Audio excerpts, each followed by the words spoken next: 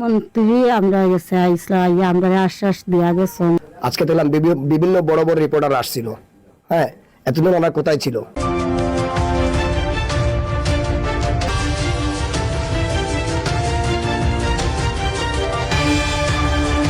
আমরা গেছে আইসলা আমরা আশ্বাস দেওয়া গেছে যে আমরা বিচার সঠিক বিচার তারা আমরা করিয়া দিবা, যাইলে আমরা সন্তুষ্ট পাই ওলা সন্তুষ্ট করবা, অতটুকু আমরা করিয়া গেছেন, আমরা সান্ত্বনা দিয়া গেছেন।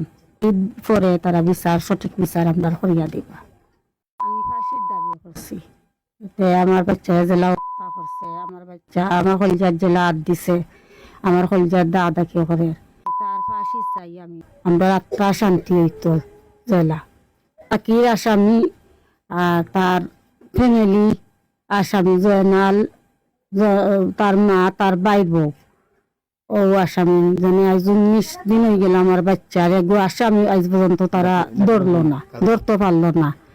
জাকির আর তার বাই জয়নাল, তার মা, তার বাইর বউ আর কালাম, জয়নালের লগে পুলিশের যোগাযোগ আছে, তার আসামি ধরতে সুযোগ দেন না।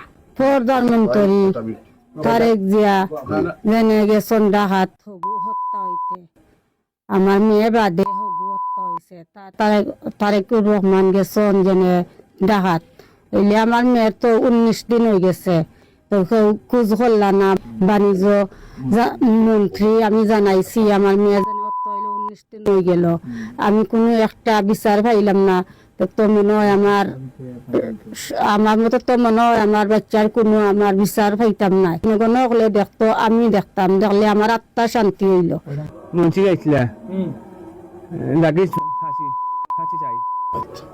ধন্যবাদ। সিলেট অনলাইনে যত পেজ আছে আপনারা সাংবাদিক ভাই রিপোর্টার সবাইকে আমার পক্ষ থেকে ধন্যবাদ জানাচ্ছি, আমাদের পরিবারের পক্ষ থেকে।